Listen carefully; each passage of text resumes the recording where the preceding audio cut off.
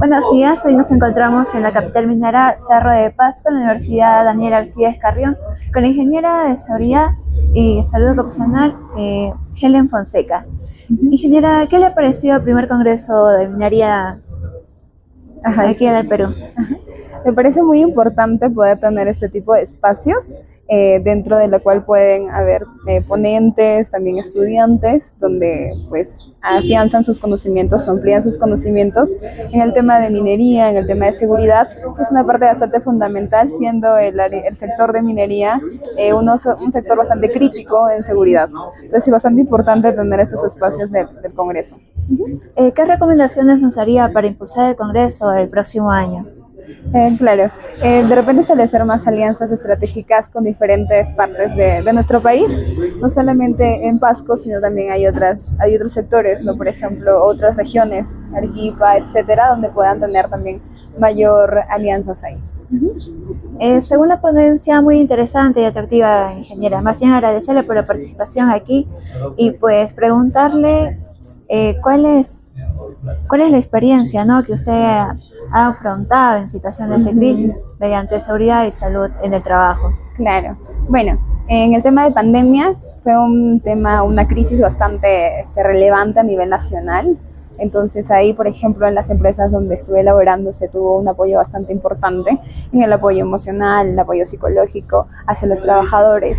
Se daba también créditos, por ejemplo, adelantos de sueldo, porque las personas pues tenían a familiares enfermos. Sabíamos que el tema del COVID era una enfermedad bastante costosa, tener balones de oxígeno, etcétera. Se daba como medidas para darle un acompañamiento a los trabajadores en este caso. Y bueno, el tema de distanciamiento social, el tema de los planes de COVID, etcétera. Eso fue en el tema de pandemia. Pero actualmente con el tema del fenómeno del Niño, a inicios de año, donde estuve trabajando, se tenía, por ejemplo, intensas lluvias en la región de Lima. Entonces, por ejemplo, distritos de San Juan de Origancho, a veces distritos también que estaban afectados con ello, se tuvo medidas, por ejemplo, de revisar la infraestructura netamente de la organización. Entonces, que la infraestructura esté adecuada ante situaciones de lluvia, establecer, por ejemplo, cauces dentro. Aparentemente Lima no ha sido tan afectado, pero en estas organizaciones también hay que tener medidas necesarias, ¿no? No comparado de repente a Piura o a las regiones del norte del país, donde fueron mucho más afectados, ¿no? Pero te hablo de mi experiencia en Lima, estuvimos estableciendo estas medidas, ¿no? Infraestructuras, apoyo también a las personas ante a un tema de sus casas, porque pierden casas también en Lima cuando están cerca a los ríos, en este caso pues Río Rímac, Río Chillón, etcétera. Entonces es bastante apoyo emocional y también estructural de la organización, que es bastante fundamental. Sí, efectivamente, ¿no? Ha habido este caso de la pandemia y ahora que estamos experimentando el fenómeno del Niño. Quisiera preguntarle cuáles han sido las estrategias que se han venido implementando, ¿no? Desde crisis en sí de la pandemia. Claro, como lo mencionaba en la ponencia, es bastante importante establecer un equipo de trabajo en el cual esté pues especializado y que tome el liderazgo y comunicación en eventos de crisis. Por ejemplo, mencionábamos el fenómeno del Niño, pero también hay que tener en cuenta que crisis no solamente son desastres naturales, sino por ejemplo en el tema de enfermedades contagiosas, el tema del dengue también fue una crisis que se tuvo también en las regiones costeras. También, por ejemplo, el tema de huelgas en Lima, estuvimos afectados, y también en la zona de centro, ¿no? Entonces ahí se establece un plan, o el equipo de crisis ahí empieza a restablecerse, ¿no? Por ejemplo, me acuerdo cuando estuvieron haciendo huelgas el año pasado en una organización donde estaba, pues era bastante afectado porque cuando salíamos de trabajar, pues ahí estaban las huelgas. Eso también de alguna forma nos afecta como trabajadores. Entonces no podíamos producir.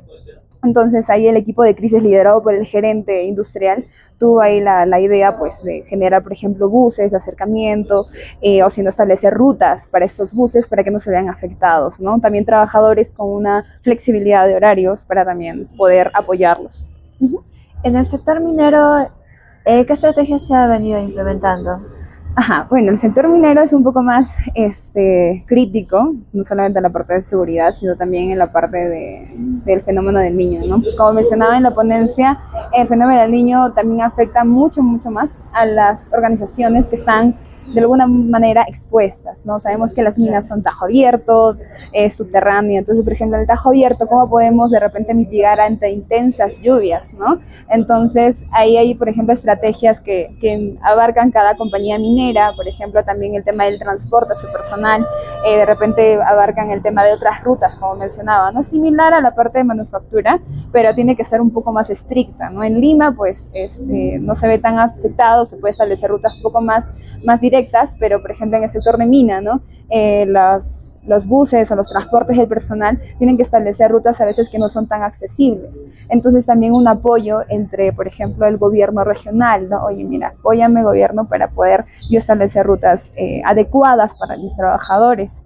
Eso entre manera, por ejemplo, en transporte de personal. Pero, como bien sabemos, la parte de minería, las minas están establecidas o supervisadas netamente por los SINERMIN, ¿verdad? Sí. O SINERMIN también ahí les abarca y les da medidas restrictivas, ¿no? Entonces ahí bastante importante que se afiancen entre ellos. De igual forma, la parte de estrategias, ¿no? Las minas entre ellas también se alianzan, por así decirlo, para establecer unas medidas mucho más robustas. O sea, no es que necesariamente una mina lo abarque solo, sino también es importante que establezcan estrategias con las minas más cercanas donde están.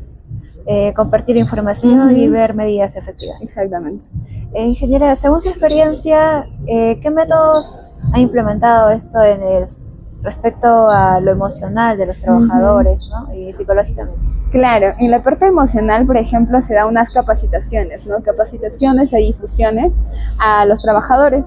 En la parte de psicología, de repente de trauma, porque es un evento traumático, pues perder el tema de sus casas, perder a un familiar por el COVID, entre otros. Entonces la parte de psicología en salud ocupacional juega un papel bastante, pero bastante importante. Antes pues no se tenía tanto auge en esta parte de psicología, ¿no? Entonces ahora a raíz de ello se tiene bastante énfasis ahí.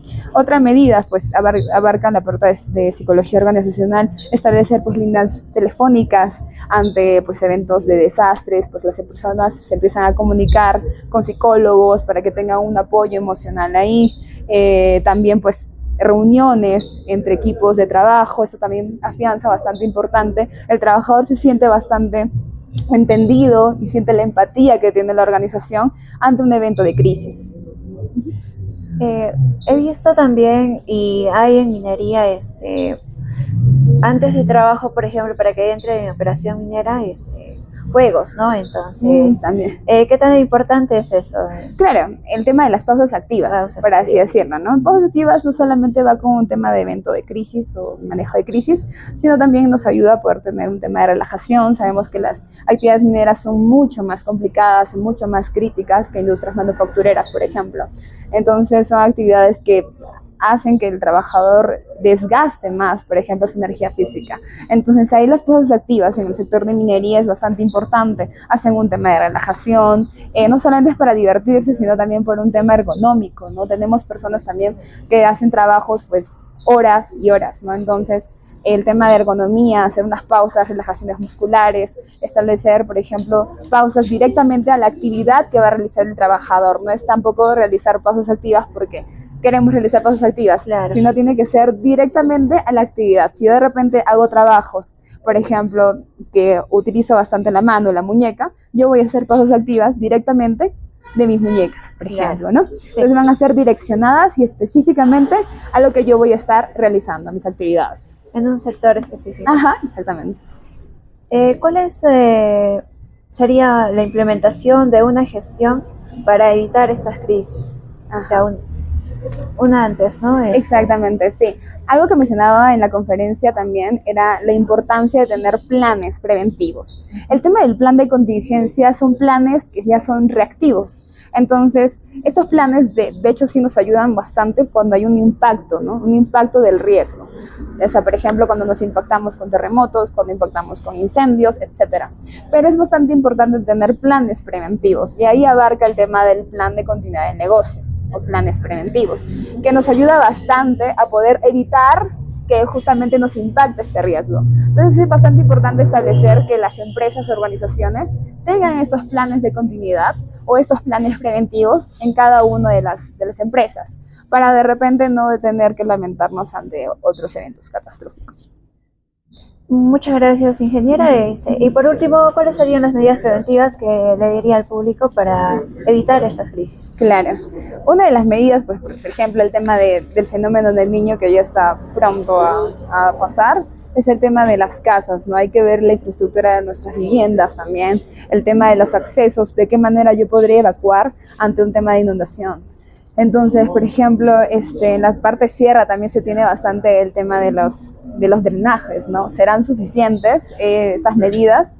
Importante también poder cuestionarnos ello, de repente ir al gobierno regional, establecer de repente medidas comunitarias con el gobierno, estableciendo ello, ¿no? El gobierno verifica, ¿no? Oye, ¿cuáles son las casas que van a ser más afectadas? ¿Cuántas casas o cuántos pobladores están cerca a cauces o ríos?